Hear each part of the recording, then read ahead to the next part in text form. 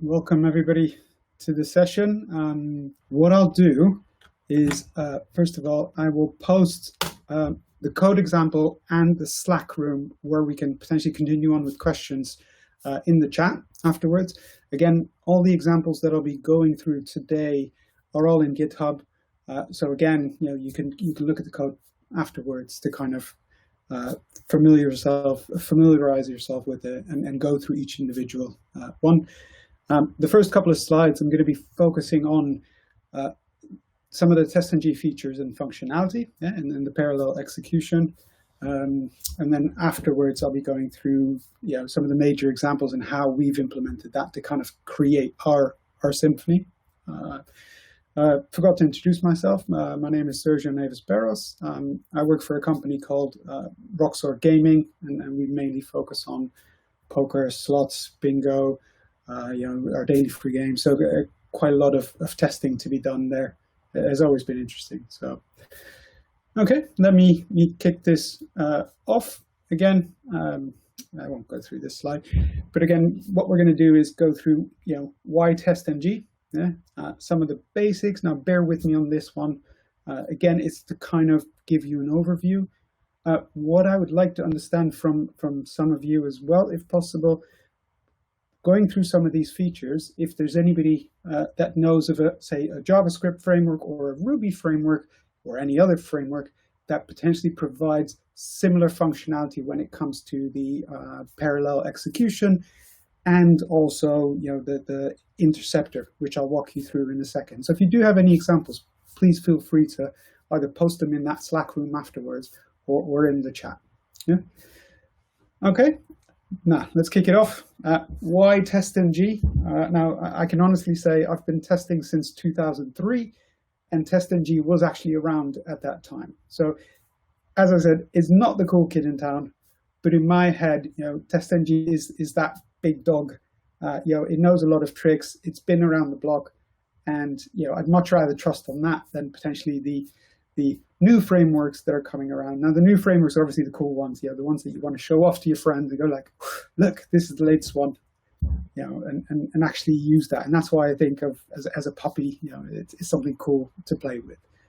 But I personally rely more on, obviously the older dog. Okay.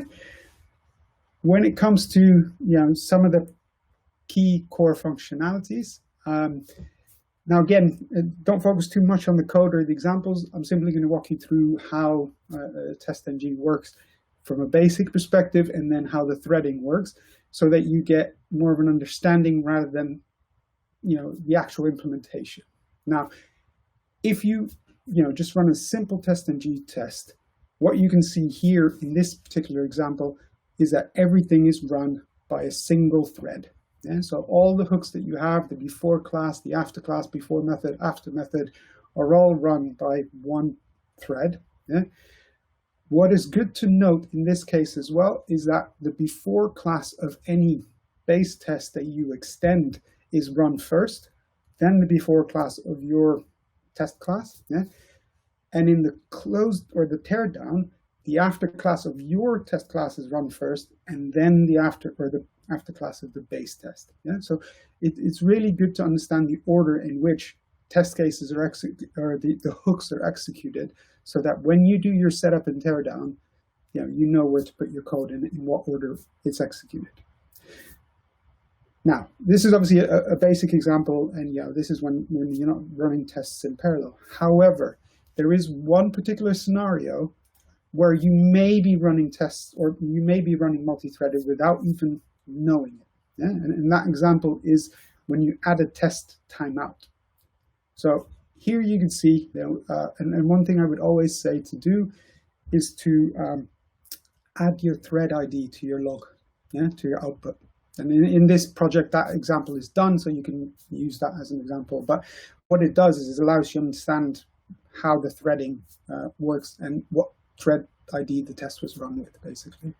So when you put an at timeout or a timeout value in the at test, what happens is that the main thread will have to be able to monitor that test to see if it exceeds the timeout. So in that point, it spawns a new thread, and it runs that test with that thread. If the test freezes, or for whatever reason, at the point of timeout, it will be able to close that thread off and continue with the rest of the test. Yeah? So that's why it has to start its own thread. Now, this is good to kind of understand, because if you did have something in there, it's good to understand that it runs with a different thread. Yeah? Right, moving on to the 4 different configurations that TestNG has. Now, don't pay too much attention to the gray bit. That's particularly from the TestNG website. But the main things that you want to know is that it can run methods in parallel, tests in parallel. Now, that sounds very similar to methods, because technically a method is a test, but I'll walk you through in a second what it is. Classes in parallel and instances in parallel. And the instances one is the one that we use mostly. Yeah? Now, again, don't worry, we're going to be walking through all of these through the next slides. Now, main thing I think that most people would use is running methods in parallel. Yeah? There's a few things to note that are you wouldn't, how do you say that, assume in this scenario, is that if you can look at this example, the before class, the before class is kicked off by, let's say, thread 12, but it's not the same thread that's going to be handling the after class. Yeah? So the picture I have here is the last guy at the party is the one to clean up, and that is the case with TestNG. Yeah? So if you run methods in parallel, the last thread that finishes the last method is the one that is then free to pick up, right, and to run the after class and the after class of your suite and the after class of your base method as such. So you cannot assume that the same thread that has started your class will be the same thread that is closing off your class. What also happens is if your thread count is 4 and your first class that you're going to be running on has 4 methods, it will not launch any other classes, right? Because it has 4, and you can see that here. It started off with 1 thread starting off the class, and then as soon as it's able to run the 4 test cases, it triggers those. But as soon as one of the thread frees up, it starts kicking off the next class. Yeah? So it's good to kind of understand how that is run, and also the assumption that the class may or may not be set up and tear down by the same thread. Okay. Right. Going on from methods. Now, the other thing that you have on methods is potentially applying a data provider, right? And again, there are different configurations for running methods in parallel and for running a data provider in parallel. And what you can see here is if I have no other configurations other than setting my data provider to be parallel. Now, again, for those of you that haven't heard of a data provider, it's simply a way of repeating a test with different parameters, right? So when you add, create a data provider and you add that data provider to your test or your method, it will repeat it with different values. Now you'll see that in the example here, where I've passed in a device name, device 1, device 2, device 3. But what happens here is that I have only set a data provider thread count and not a thread count, the regular thread count. Yeah? And you can see here that my regular test case that was in the class, so I've got an example where I've got a data provider test and a regular test. The regular test case does not get affected and is still run by 1 thread. But as soon as it hits the test case that has a data provider, it then starts using those threads that are available and starts kicking off those tests, and then back to normal once it's finished that data provider test. Now, obviously, you can combine those configurations to run your regular test cases and your data provider test cases multi-threaded, but it's good to understand how this all fits together. Okay. Talking about the tests. Right, now tests as such, what they're talking about with TestNG is test tags.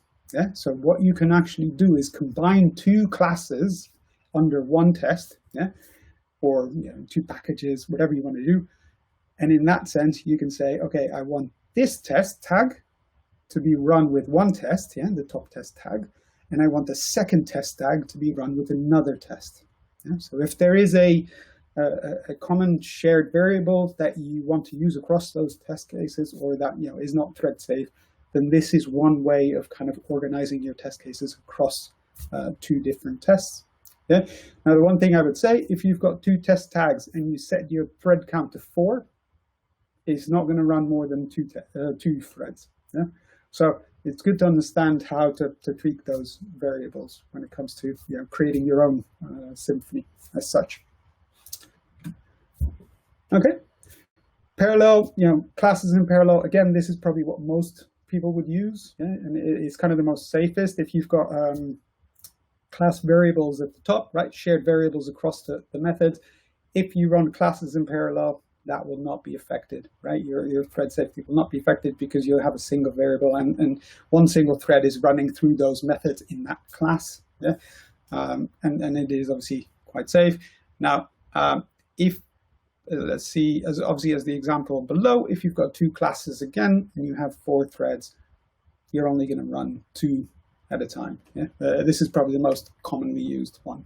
All right. The final one, again, configuration, is the one that we potentially use the most, is where you, similar to the data provider method that you saw before, you apply that data provider to a class level. Now, you do this with the @factory annotation. Yeah?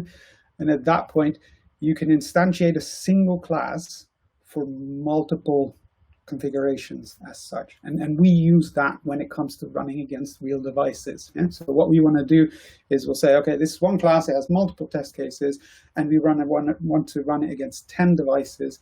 At that point, you instantiate that class with 10 different device configs, and it will run, let's say if we have 10 different configs with 4 threads, it will run 4 devices in parallel, and as soon as it finishes, it goes on to the next device. Yeah?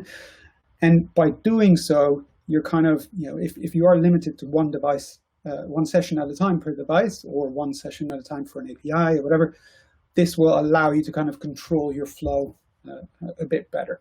Now, one thing I would say is I did try and make the example work with the latest version, and I was racking my brain for quite some time.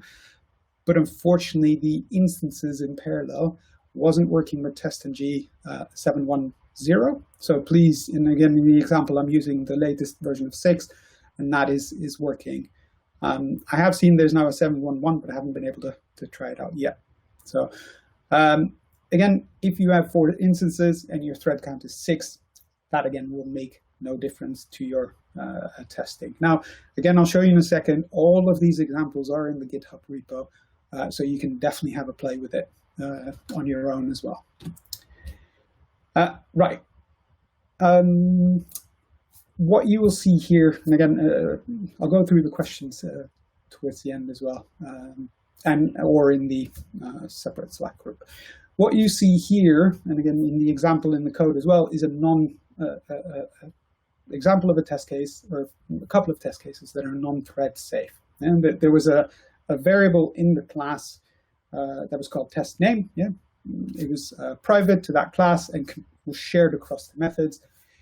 And in the before and the after method, we are modifying that to set the test name. Now, what you will see here is as soon as the last method that updates that variable finishes, which was test 1, yeah, and then as soon as all the other test cases started using that name, they were all using the same variable, yeah, and not their own version of the variable because it was shared. Yeah, and that can obviously cause problems. Now, you could potentially have something else that is shared, like a web driver or something like that, and that could potentially, or config, and that could definitely cause some issues. The other example would be potentially a map. Yeah, if a map is not thread safe and you're inserting at the same time, that could cause conflicts, and you could potentially use a concurrent map to make it thread safe, basically. Here at the bottom, you can see a thread safe program does not cause any side effects with multiple read-write operations from multiple threads on the same object. And so that is, to me, kind of the cleanest description on something being thread safe.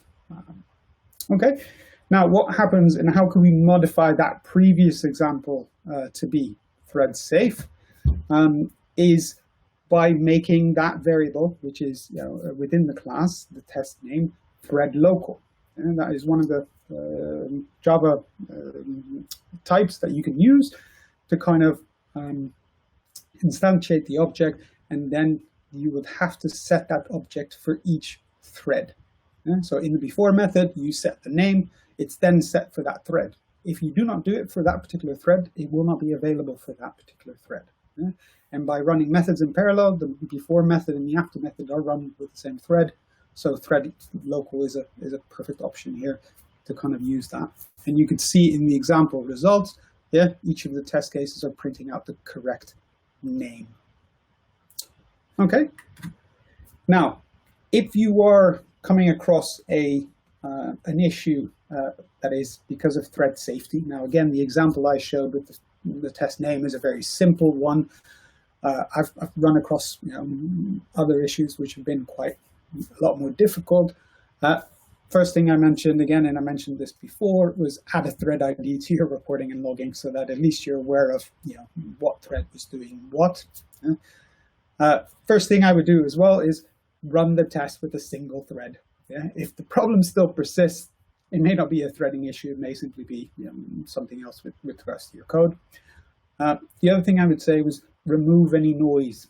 So all the other logging that you have that is not essential to trying to fix the issue, remove all of that or comment that out, or maybe set a particular state like a debug state or something like that, so that you can only print out the stuff that you need. And obviously you could set, as per the example, a breakpoint. Now, in this particular example, by the way, with regards to a breakpoint, there are some configurations that you can set. And this is the IntelliJ view, but obviously Eclipse and some of the other IDEs will have something similar. You can either suspend the entire JVM, or you can suspend that thread. Now, be careful, because if you potentially just suspend the thread, the other threads are simply going to continue, right? So it changes the timing of your test, right? And that potentially makes your debugging session invalid because you're not actually doing the same thing that the test was actually doing, and what potentially caused that issue. The final thing here below, and again, I've put it in here as well, saying a conditional statement, so you could potentially stop it when a particular value in that line is met, and then that makes it a lot easier. If you've got a loop that's doing something 1,000 times, to stop it, have a breakpoint in there, and you could probably focus a bit more of when an exception occurs or when that condition is met. So it makes it a bit easier to do. So as I mentioned, the problem with debugging is you're changing the timings. So as you stop it, the code stops, the time still continues. So something that's time sensitive, you may not find at that point. And if you wanted to debug it with the examples that I'm going to be sharing, the commands, what I would say is add -d maven.surefire.debug. What it does is allow you to remote debug using IntelliJ. So you fire off that in the command line, you add that argument to the command line, it stops, and then you can connect to that and debug using IntelliJ. It's the easiest way to kind of do the debugging. Okay, now, one of the, apologies, jumped out a bit. One of the key features that we're using, and again, there's quite a lot of features in TestNG, but one of the key features that we're using is the method interceptor. Now, I really want to know if there's any other frameworks out there that give you this capability, and especially when it comes to JavaScript or, say, Ruby frameworks.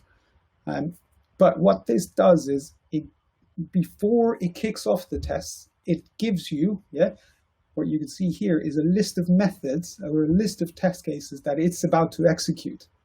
And then you can apply your own conditions and return a sublist for that. Now, why this is useful, and I'll show you an example, but we can potentially say, okay, I'm about to run a test against an iOS device. This test case is not, cannot be run on iOS devices. Let's ignore it. Let's not run it. And in the example here, I've done a very simple example saying, okay, get me the method name. If the method name contains 3, then don't run it. Anything else, add it to the results and return that list of results. So this is such a powerful ability to be able to actually, change that, right? And to be able to just add your own conditional statements. So I would definitely recommend using this. And if anybody knows of any other tools that have similar capabilities, please let me know. Okay, I'm going to share my screen now, and we're going to go through some of the examples. One thing to note, I had pre-recorded this session because it was initially 45 minutes, and I've obviously had to shrink it down so you can see the full session, and I'll share the link definitely. But let me share my screen. Let's see, it's this one. I do apologize. I'll bring it down. Okay. So, right, if you can see here, yeah, and again, this is the actual project that you will pull off of GitHub. Yeah, each of the examples have been nicely organized with their own TestNG suite files, right? So you can run them all separately.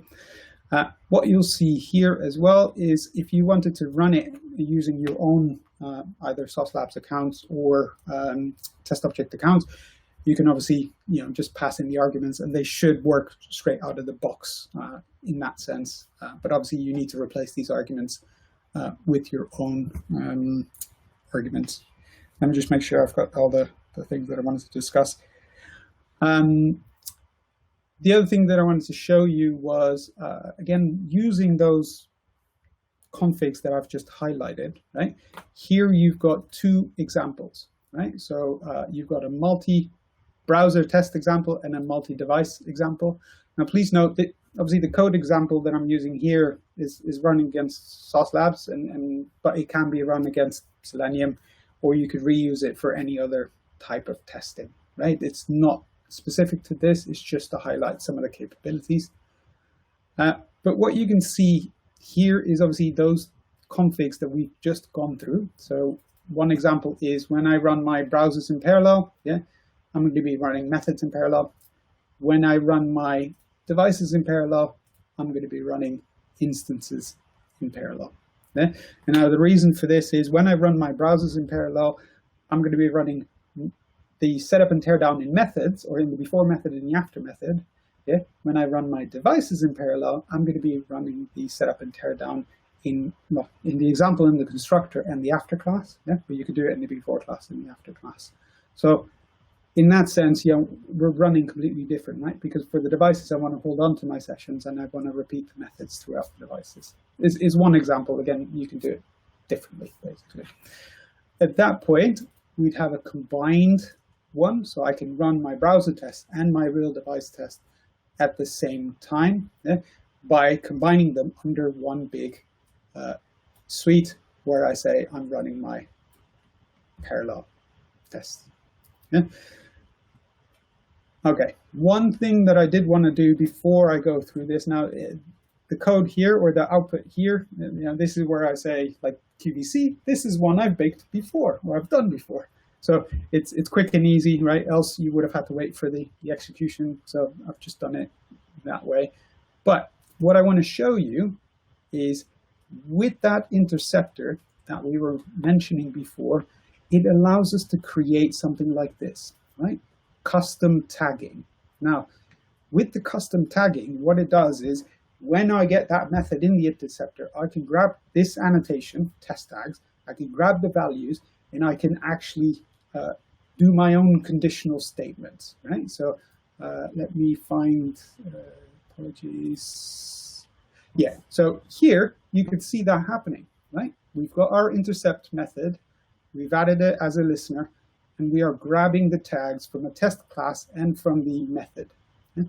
And then we're grabbing the value and we're checking, do they match the conditions that we've set out, right? So does the test phase match? Yeah, do the tags match the device type? Now the device type is the example that I'm going to be using, and here below are the actual methods that are doing the matches, right? So if I go back to this and I say, here you can see that this particular example of the test case is for device type tablet. So if I run this test case on a phone, it will automatically be ignored and it won't be run. Now, here's the example that I ran before. Yeah, you can see here that the second test case, yeah, the device type doesn't match because I was running it against an iPhone and a Galaxy S10. Those are not tablets. So it will not trigger this test case. And you can see when it ran the test cases, it only ran 2 test cases instead of the 4 test cases. Now, what this does is I simply do not need to worry about creating different suites for each of the devices, etc., right? Because what I can do is simply tag a test case and say, look, this is a test case that can run against iOS. Yeah, and here you can see we've done it for platform as well, right? So you can say this is an Android-only test case, or this is a test case that is for both. Yeah? Now, one thing to note that I haven't done in this example, as mentioned in the previous thing, is that that test tag can also be applied to the class level so that it applies to all the test cases underneath. Yeah, you wouldn't have to repeat it for every single one, basically. Okay, so that's, and the last test tag. Now, please note that the thing here is, obviously, these are some of the tags that we thought about, but you could have your own tags, right? Your own customizations and your own rules on when a test case should be executed or not. We originally internally had known example of, don't run it on a specific environment, right? Now, again, rather than mentioning all the environments that a test case should run on, we called it don't run on. And then we could say, if a payment system, for example, wasn't configured on an environment and it was a test to test that payment system, we had a tag to say, don't run this on our pre-production environment or our integration environment. Yeah, and that test would automatically be skipped on that particular environment. So it just gives you that flexibility at a test level to kind of exclude or include test cases as such. All right, on to the one of the final bits with regards to this particular example. Now, again, if you did have any questions about the code or the examples, I'm always happy to answer them. But one of the last things that this particular example is using is an Excel sheet, right? And we manage our devices in the Excel sheet. Now, again, we've had some questions before about, can we use JSON? Can we use XML? Of course, right? What's happening in here, you'll see in that particular code, which is under this area, this is where we load the Excel sheet.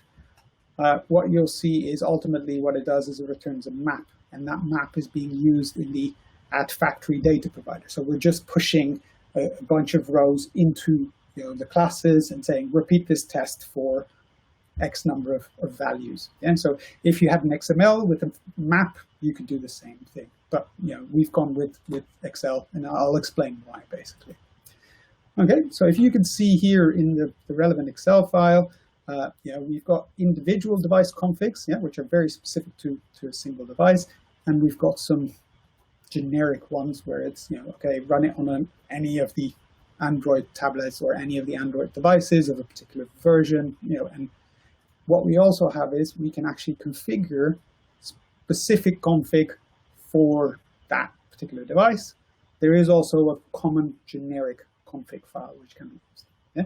Now, the reason why the specific config here as well, when it comes to, let's say, for example, the Appium version, we've had it in the past where a specific version of Appium would work on the latest version of iOS, for example, but it wouldn't be working. There was a bug and it was causing some issues with Android devices. So by having a specific version, you can actually say, okay, use Appium 1.16 on Android, but 1.17 on iOS devices. So you can be very specific around that in a sense.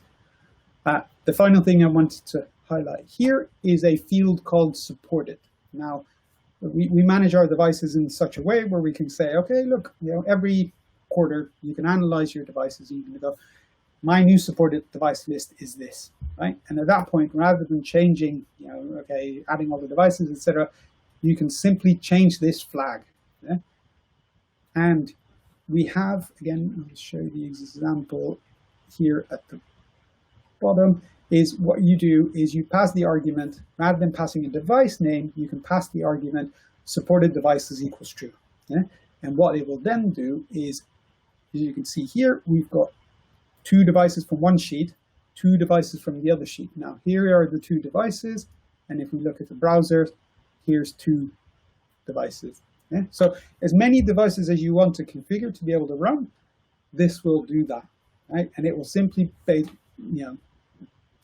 grab all the devices you want to run against based on one particular config. Yeah?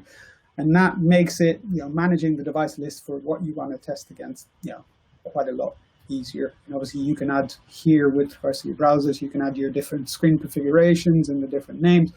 But as soon as you add this, you don't have to think about what you pass in your arguments. You would simply say, look, grab me all my supported devices, and then it will work and pull those devices. I've gone through the supported stuff. Now, one thing, again, kind of a preemptive thing on the questions. I did have a question before around, what is the future of a TestMG and how do you say that? Because obviously that one problem and some of the stuff.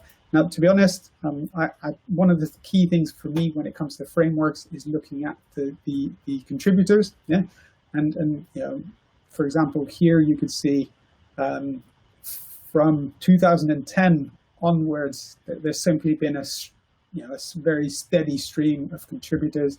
I looked at the latest release, and there's still a lot of functionality to be added. So, I think it's something that's here to stay, and it is something that's going to be growing in the future. So, okay, let me unshare my screen and go back to the slides. Let's see. Yep. Okay. So what I'll do now is, again, I think, apologies, I have a few minutes to answer some questions. Again, please feel free to join us in the Slack room as well, and I'll be happy to continue to answer any questions there. Can you comment on the best practice for handling Selenium WebDriver object creation, keeping in mind parallel attributes of TestMG, for example, like using thread local? Good question. After finishing the session, can you comment on the best practice of handling Selenium WebDriver object creation, keeping in mind parallel? So again, I think each situation is different, right? And that's what I tried to kind of highlight in this scenario is when it comes to parallel execution, depending on what you're trying to achieve and what you're trying to execute against. My main thing, again, when it comes to running against a local Selenium grid or anything else where the instantiation of the session is quick and easy, you want to do it in the before and after method, because you want to be able to just set it up and tear it down quite quickly and not have any state in any way, shape, or form. Because if you continue on with the same test, potentially you could affect the next test. Yeah, so you want to have them completely independent. Now, with regards to thread local, what that means is when you instantiate, when you set thread local at a class level and you run each method independently, obviously you can set that thread local in the before method and the after method. Yeah? And because you're running methods in parallel, that thread will be for that particular test. Yeah? Now, the other thing to know, I think there is obviously also an inheritable thread local where whenever a parent class instantiates a thread, anything from that parent is inherited by the child class. So that is one that you could potentially look into as well. It's quite interesting, but again, it's interesting when it comes to running tests. I would say with that one, that's probably a bigger discussion. Maybe let's move that one into the thread or the Slack channel. Let me see, not right to TestMG. Oh, apologies, just jumped. But I saw you using Appium for Android, XUI test for iOS. Why that? Okay, I think from at least iOS 9.3 XUI tests. Sorry, I do apologize. So this is the XUI test automation name for Appium, right? So Appium itself, you have to define the automation name in the desired capabilities. What you see here are these all go into the desired capabilities. Yeah. So ultimately, what comes out of this Excel sheet is a map as desired capabilities, and it is then pushed into the driver. So if you have another desired capability, you can actually just add a new column here and configure it for each of the devices. Or the other thing is there is a generic, I believe here, desired caps value. Yeah, so you can either grab that, because what it does is it combines those two into a map and passes that on as desired capabilities for your particular test case. So yeah, I'm not using XUI test. I am actually using Appium, but it's the automation name. You can see here, yeah, it's the automation name desired capability. So Appium does use XUI test as well. Let's see about the next test. Okay, I've just been highlighted that we're running out of time. So again, what I would say, please move on to the Slack channel and I'll answer any questions there. Thank you very much for your time. I hope you enjoyed it, and I hope you enjoy the rest of SauceCon as well. Have a good day.